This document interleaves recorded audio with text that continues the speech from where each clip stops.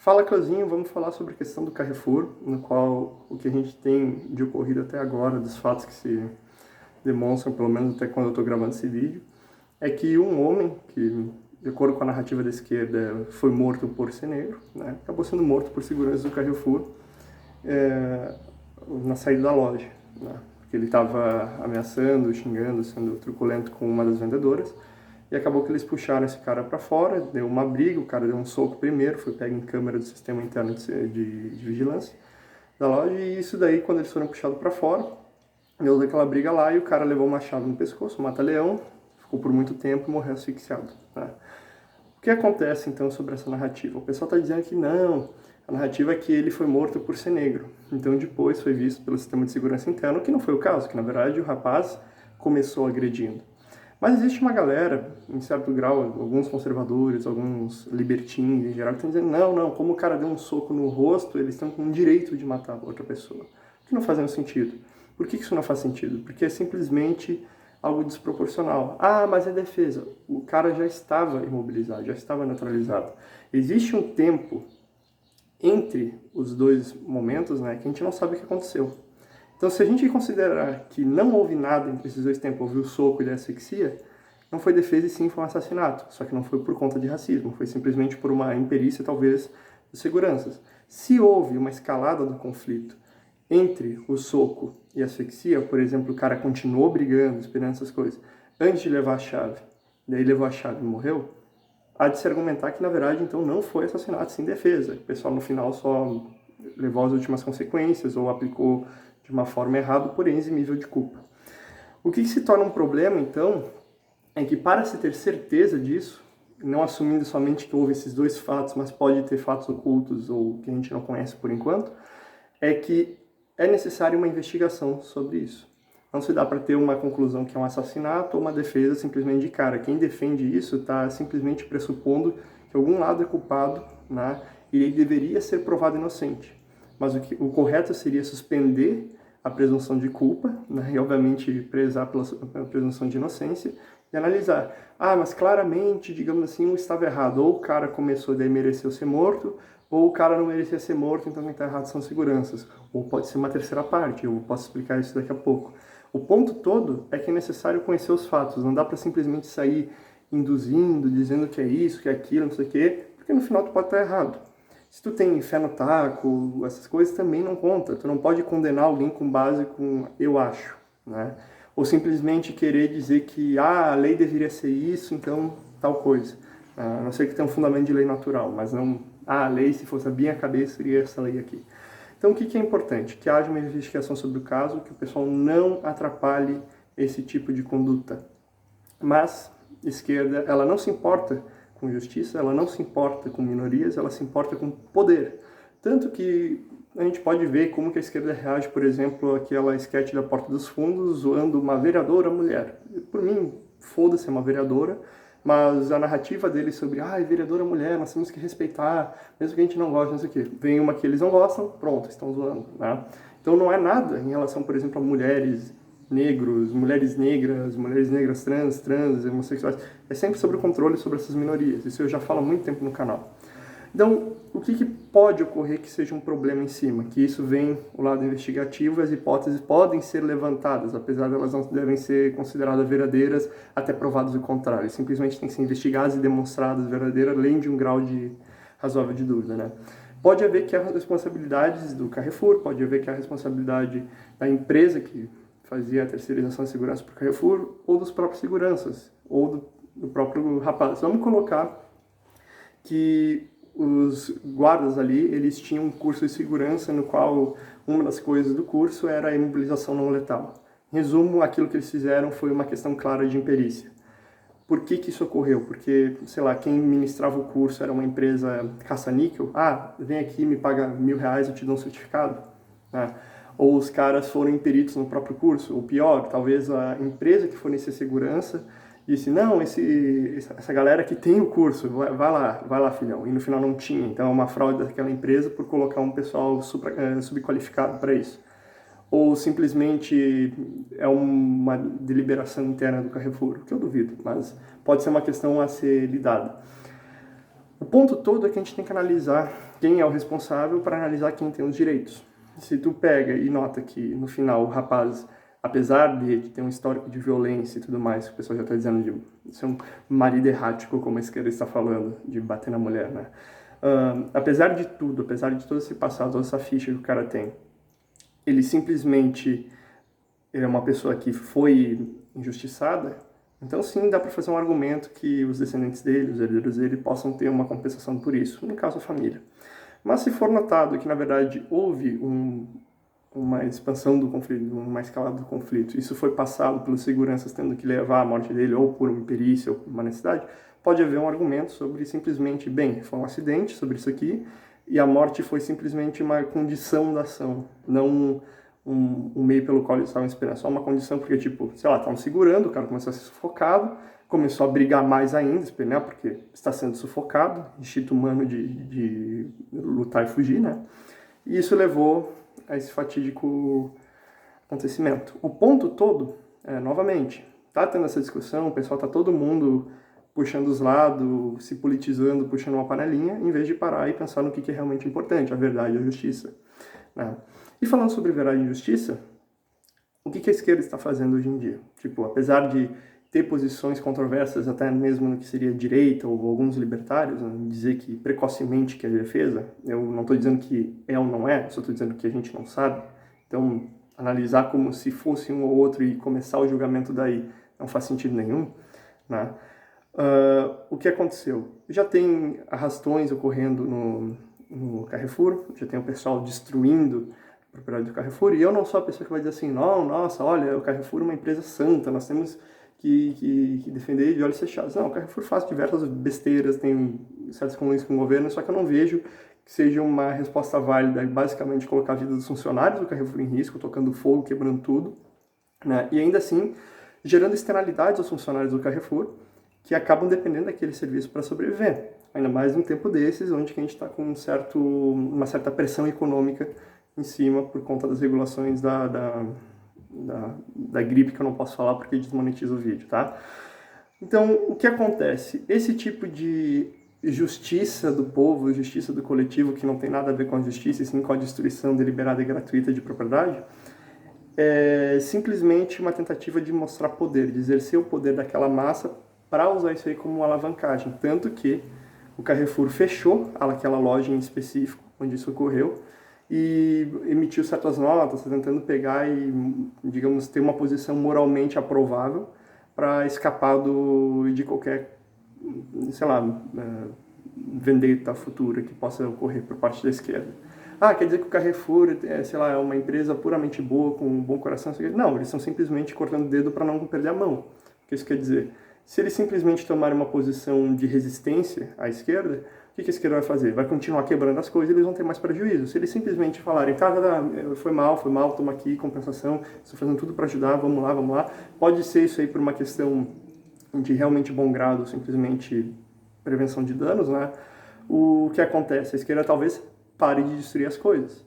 Então, eles queimam alguns funcionários, né, fecham uma loja, mas continuam aí sem muitos problemas. Talvez uns incidentes ali localizados, mas nada de grave que ameace a empresa como um todo. Compreensível o que eles estão fazendo. Mas o que eu acho incrível nessa reação é o movimento negro brasileiro, né, o Black Lives Matter brasileiro, vamos colocar assim, processando o Carrefour, pedindo uma indenização em nome a um crime contra o coletivo e tudo mais. Tu nota que a esquerda ela não liga para os indivíduos, para as minorias em si, né? Porque ela trata como se todos os negros fossem propriedade dela. Você matou um negro, você me deve uma indenização. Como assim? Ah, não, porque essa pessoa era negra, a gente representa os negros, então se você matar um negro, o dinheiro é nosso, o direito é nosso. Pera, quer dizer que tu tem direito sobre a vida das outras pessoas? Eu até entendo se tu faz um seguro de vida, por exemplo, eu faço um seguro de vida sobre o Bolsonaro, e daí eu sou beneficiário e isso funciona quase como uma aposta. Até compreendo isso. Mas tu vir e requisitar aqui uma empresa que tu nem sabe se tem alguma coisa, algum envolvimento direto, pode ser que só que eles estão ocasionalmente ali, não que eles sejam parte dessa agressão, né? Simplesmente estão ocasionalmente ali, não sabe a estrutura contratual, isso tem que ser investigado. Essa empresa tem que te dar dinheiro porque você representa todos os negros. Não faz sentido nenhum.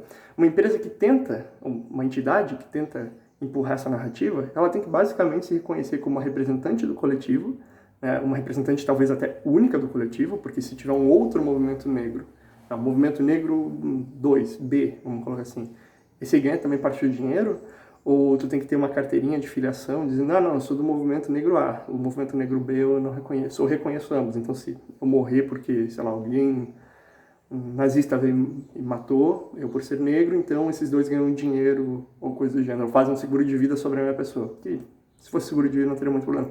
Qual que é o ponto?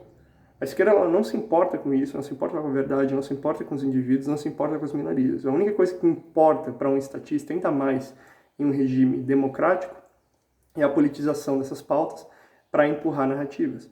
E esse ocorrido foi em Porto Alegre. Que estranho que isso começou a pegar fogo do nada, né? Uma coisa que começou a vir forte. Por que será? Será porque houve, por exemplo, um segundo turno agora com uma deputada de esquerda, né, a Manuela Dávila, né, que concorreu para vice-poste na presidência, ou é uma outra coisa, que eles estão politizando isso agora, fazendo que não, porque o negro, não sei o quê. Ou na minha casa, eu passava a carreada da Manuela basicamente todo dia falando sobre negros, movimento negro e tudo mais. Será que eles estão politizando isso para ganhar umas eleições? Coisa que a esquerda faz normalmente? Né? Então o ponto é o seguinte, no momento que tu tenta confrontar de frente, não, eles são, segurança são completamente inocentes, são santos, eles pegaram, não fizeram nenhum mal, eles agiram em legítima defesa. Ou simplesmente chegar a galera do outro lado falando outra coisa. Se tu tem esse conflito e no final tu não vê os fatos, o que importa é a narrativa, o que importa é o que a pessoa sente. Então, a única posição sensata sobre isso daí é justamente ver os fatos. Tá? Não sair assumindo. E pode ser que exista a possibilidade do cara, realmente, ele começou a agressão, isso é indiscutível, ele deu um soco na cara do segurança. Os seguranças só estavam escoltando ele para fora do estabelecimento, que é completamente válido. Pode ser que isso ocorreu e no final houve um excesso de segurança. É completamente possível. Não quer dizer que um lado é um mártir inocente, paragão da virtude, os outros e os seguranças são os demônios encarnados na Terra, ou vice-versa. Pode ser que ambos tenham culpa no cartório. Né? Houve uma iniciação de agressão da parte de um e houve uma escalada da agressão na parte de outro. Possível. Mas outra coisa que também é interessante, se vocês forem ver, que eu dei uma boa olhada nas filmagens, é que é o seguinte, a narrativa ela está muito clara em dizer que negros foram mortos por seguranças. Tá. O rapaz era pardo e um dos seguranças também era pardo. Então, o que acontece nesse fenômeno de narrativa? Como há um envolvimento de pardos, o pessoal que quer fazer uma narrativa coletivista, principalmente de movimento negro, eles têm que negrificar o pardo quando o pardo é oprimido e branquificar o pardo quando o pardo está numa posição de opressor. Porque a narrativa determina que o negro tem que ser oprimido. Então, o que acontece? O rapaz era pardo, né? E não importa o quão escuro seja em comparação ao outro pardo, só que ele seja pardo, e ele foi oprimido, ele é negro. Se outro rapaz é tão pardo quanto ele, colocar a pele lado a lado, mesma cor, só que ele foi o opressor, ele é branco. Então o que acontece? Há essa narrativa sendo colocada, rapaz negro, morto, não sei o quê, dando uma ideia que isso é um problema social, que existe um racismo estrutural. Então se a gente for analisar, em grande parte, né, não estou dizendo que racismo não existe, não estou dizendo que a gente tem que se acostumar com essas questões, né, com morte de outras pessoas, não isso. Mas se a gente for analisar, quem que, digamos assim, é o que mais defende a existência de um racismo estrutural no mundo hoje? A própria esquerda. Muitas dessas questões não conseguem morrer de racismo e tudo mais porque há um controle de narrativa, há um controle do que pode ser dito ou não. No momento que tu começa a ter esse controle, tu começa a ter ressentimento e a impossibilidade de comunicar essas questões internas. Então, por uma limitação da linguagem criada por um controle do discurso, que ocorre hoje em dia, tu pode perder teu emprego, tu pode perder um monte de coisa, muitas dessas coisas não são discutidas.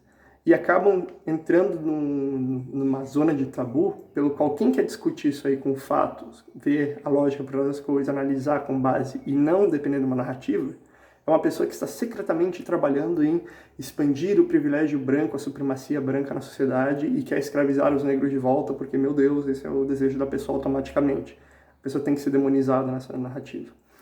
E as pessoas que querem realmente discutir e falar alguma coisa com sentido não conseguem, justamente por essa galera fazendo baderna. Então, a minha maior dica para quem está incluso nisso é simplesmente o seguinte: não busca conversar em uma questão aberta, falar ao público. Porque falar ao público, no final, se torna uma briga de quem tem um público mais barulhento, quem vai conseguir chamar melhor a atenção do público. Busque conversar sobre esse assunto de uma forma diretamente ligada à pessoa. Busque o indivíduo e não o coletivo. Busque aquela pessoa e não o público. Pode ser que tu está falando com um público específico, como eu estou falando agora para que eu presumo que sejam maioria libertários, e tentando passar esse bizu. Mas o ponto é esse: se a tentativa é engajar em redes sociais, em fazer qualquer coisa que seja em um certo grau impessoal, né, que rede social, tua fotinho ali, o teu nome e tu falando as coisas, qualquer pessoa pode tirar de contexto, fazer as coisas. Agora, tu ter uma conversa sincera com a outra parte, olho no olho, e tu conseguir chegar a uma conclusão racional e fundamentada, muitas vezes é a melhor.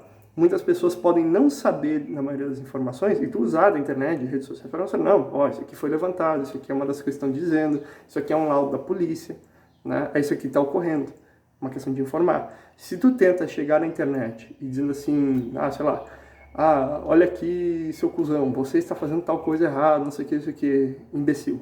Pronto, vai ter problemas. Cara, quer dizer que tu nunca pode pegar e xingar uma pessoa na internet? Pode, foda-se. O detalhe é que muitas vezes isso não te ajuda se tu tá, digamos, em uma questão que está diretamente ligada a uma narrativa, que uma pessoa tá falando, o outro lado é cuzão e não entende das coisas. E o que você faz? Eu atuo de forma cuzona e que não quero entender das coisas, porque o que eu tô falando aqui acabou.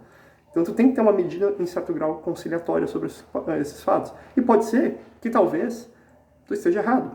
Não quer dizer que, quer dizer que a esquerda está correta? Não. Talvez tu tenha fatos que tu entendeu errado, ou questões que são falsas e tu foi enganado, e outra pessoa consiga demonstrar que não. Mas como tu vai saber sem discutir? Porque se ficar simplesmente combatendo narrativa com narrativa, que essa parece ser a forma que o pessoal tenta resolver as coisas hoje em dia, tu simplesmente cai num problema inconciliável de duas visões de mundo diferentes. E tu nunca vai conseguir chegar num resultado que ambos possam sair concordando ou crescendo de alguma forma. Tu sempre vai ficar preso na narrativa. E isso vai seguir até que, no final, resulte ao uso da força, porque a concordância é impossível de ser atingida através da fala. Então, por esse vídeo é isso. Até mais.